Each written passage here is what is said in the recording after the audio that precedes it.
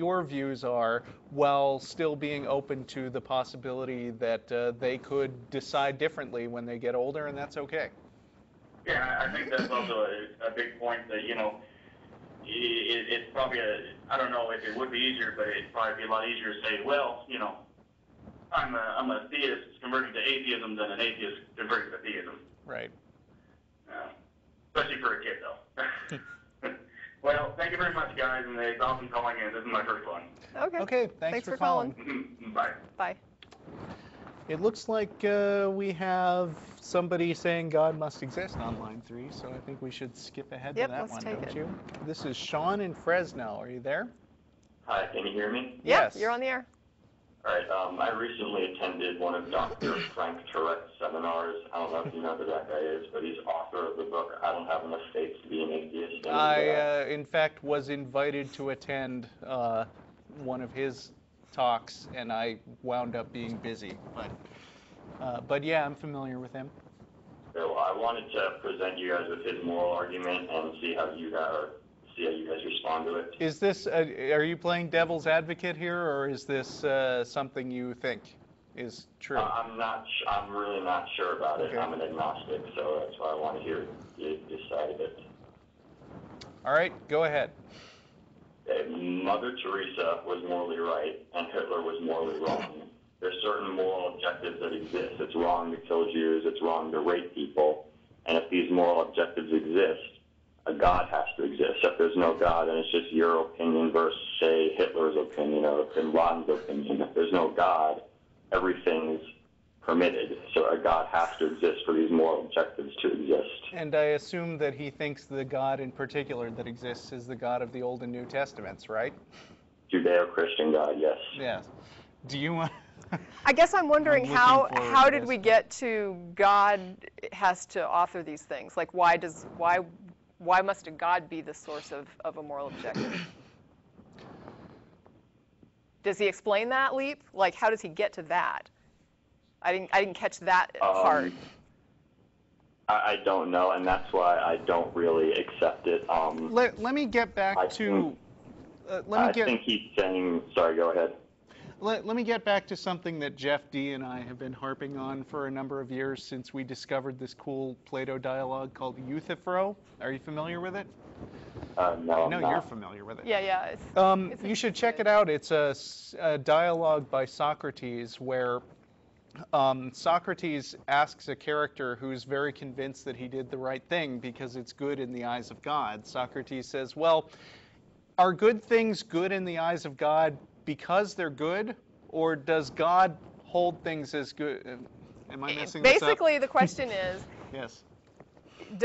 Is God telling us what is good, and it's good whether God tells us or not? Does God tell us to do things because they're good, or are things good because God said tells to do us them? To do them?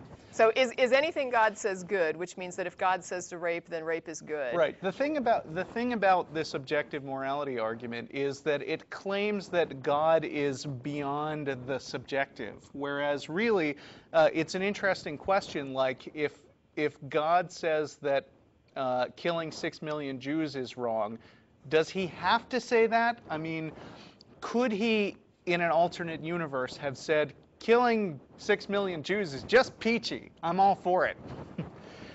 Well, what do you think? Well, I mean, just like in the Old Testament, where he says to kill the Amalekite children. Exactly. Okay? God says was some it pretty right weird because stuff God in said the to Old do Testament. it? You know, when God said to do that, was it right because God said it?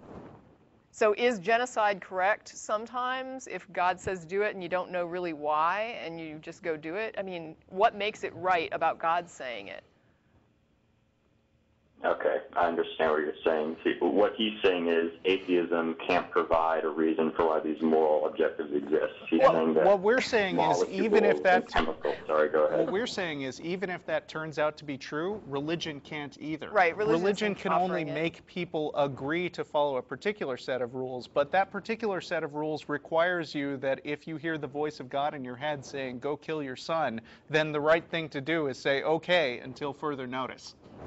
Because that proves that you're a good and faithful servant. Now, I feel kind of icky when I hear about that moral statement, and that makes me, concerned that the idea that the God is telling you everything is right could open the way to doing some actually morally reprehensible things without really understanding why, but just thinking it's right because the God tells you to. Yeah, but you can actually, I mean, to answer your question a little bit more thoroughly, and this is not necessarily an atheist perspective so much as just like my personal perspective, is that if you look at biology, there are some animals that are social animals, there are some animals that are not social animals. You don't see, you see the rise of morality in social animals. And if you look up, there's an experiment that might interest you. You might look up Google like silver fox experiment. And what it is they took an asocial, very aggressive animal, and they bred for passivity until they got a group of these animals that were social. They wagged their tails, they barked, they wanted to interact with other animals and also other people. They weren't as aggressive, they were friendly. And they had this sort of capacity to interact with others in a way that was good, instead of a way that was aggressive and threatening. So you can see the rise of interaction with others that is more positive and less threatening and less aggressive and more social, which is really where morality is coming from. And as far as I'm concerned, that's a demonstration of how morality is biologically driven. Right. Does that help at all? I hope that helps. Yeah, it does. It does. I see what you're saying. You know, these moral objectives exist, but you can't get from that to God exists, and there is an based on what you're saying, there is an explanation of how morals exist that isn't divine. So thanks a lot, and also if you guys ever got a chance to go to one of Dr. Trek's seminars, that'd be really cool. That'd be like Darth Vader versus. I mean, I would listen to it and blog about it, but I'd be kind of hesitant to stir up stuff among a group of hostile church people. Well, that's exactly what I did. It was me challenging him in front of 300 theists, and I've never been in a situation like that. Walked out with your skin intact. I have some friends who have done it. Thanks for the help. Yeah, right, hats off to you for doing that. That's brave. My shorthand advice is definitely check out the Euthyphro. That's EUTHRYPHO. PHRO. Dialogue. Right? Yeah, I said that, didn't Yeah. I? Okay. Or if you want the shorthand of the dialogue, go to ironchariots.org and look up Euthyphro and that. And also, I just remembered that Matt did a lecture on the superiority of secular morality a few weeks ago, and it is now available as video via the blog atheistexperience.com. And it's only a few weeks old, so or less than that even. So check that out too. And we have 23 minutes left in the show, and here goes Francisco in Puerto Rico. Hi, Francisco. Hello? You're on the air. Hi. Oh, hi. I'm a little nervous, guys, so I'll try to say fast and stuff. Don't worry. Yeah, take And your if you time. say it fast, then you might get more nervous. So, Oh, okay. so chill out. So I want to talk to you about 3 years ago, the governor that was in Puerto Rico. He passed a law, something about the first 15 minutes of the first class, when you go into school, were supposed to be something about meditation. And most of the teachers took that as a time to spread the word of God and stuff, and even pray in the class. And most after he wasn't elected on the next election, most of the people took that thing out. And so when they picked a new governor, he actually did put the same thing, but with a different name. I think it was Reflection or something. And now we're actually doing it. My health teacher made us pray the first day we went to class, and they put all the students pray on every time they take the exam. And even my math teacher every day, puts PowerPoint on the projector and saying things about Jesus Christ and how good he was. I can and see how that you should that's. repent. I can see how that's way more important than using the time to, Teach math? teach you math. Yeah. Right? Wow. It's exactly what you were saying before about how many man hours are wasted spread across across all the people who have to put up with that. Wow. So, I mean, what do the students think, Rico? Or what's, it's Francisco, I'm sorry, I was reading the wrong. Yeah, it's okay. Well, over here, people, in my school, I think I'm the only atheist, so I don't try to even get on the argument because I already tried that once, but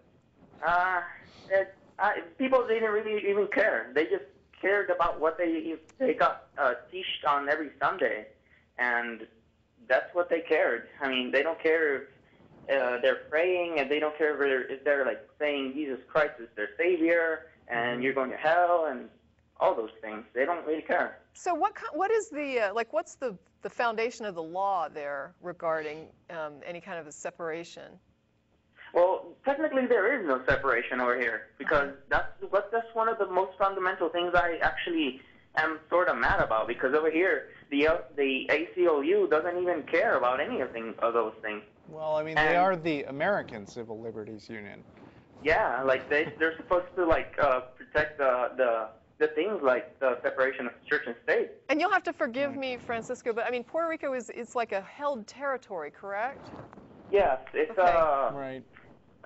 Yeah, it's basically like a territory like of United States, but we're not part of the United States, but we're just like a territory. It's like a colony. That's why I was kind of wondering, because I don't think you're under the U.S. Constitution. I was wondering what you're, like, what is the foundation of the law there? Do you have your own constitution? Or? Yeah. Okay. Yeah, we have our own constitution. It was signed on, I think it was 1952. Okay. And it regulates on Section 3 that we have a separation of church and state. Wow. And still this is happening in your schools? Yep. Wow. It's incredible. That is amazing. Move? I know. And the thing is that the most that actually intrigues me that is they actually put it in a way like to cover it up, like say, oh, this is 15 minutes to like meditate or just think about things. But the teachers mostly take that wording as like, oh, now you can like talk about religion and spread the word and stuff. Wow. That's terrible. I mean, they used to do the moment of silence when I was in school, and that was sort of the euphemism for it. They weren't allowed to pray, so they would do a moment of silence. But nobody, I mean, boy, you didn't inject religion into that moment of silence, like, ever. So that's, I mean, I agree with you. I think it's shocking. I don't know what can be done about it. I've always felt that the moment of silence was just basically a deliberate gateway drug. I think you're right. Trying to slip something in there, and they used... Well, it was the response to, you can't pray in school anymore, so we'll have this moment of silence. Yeah, exactly. Yeah, sure. For praying. For if you want to pray, you can. Right. And yeah, so... Wow. Wow, I'm sorry to hear that. That's just, it's amazing. Yeah, I know. I mean, it's been actually like, I've even have thought of getting the guts and actually go to the principal and say, hey, he's not supposed to be doing this. But I don't know. I mean, I don't know if I should even be doing that because since my school is almost full of religion nuts and stuff. What year are you? What year are you in? Oh, I'm about to graduate next year. Oh, okay. Maybe wait till next year, right before you graduate. I don't know. Yeah. That's rough. I mean, or how about right after you graduate? There you go. I would, you know. You might want to, one thing that you could do that's kind of interesting. I tell a lot of times when young people are in a situation where they can't really say what they'd like to say, I tell them, why don't you start up an anonymous blog and really start posting this, because sometimes this information is useful or interesting to other people. So maybe that's true. Maybe start getting the word out. Yeah. Well, hey, I'm sorry. No. In fact, there is a few groups over here in Puerto Rico. I just found out like a year ago that there's actually some secular atheist groups on Facebook, and there are a few blogs and. Okay. Yeah. Well, so I've gotten in touch with them, so it's pretty cool. But they're not like more like a little bit shut down for a while. So.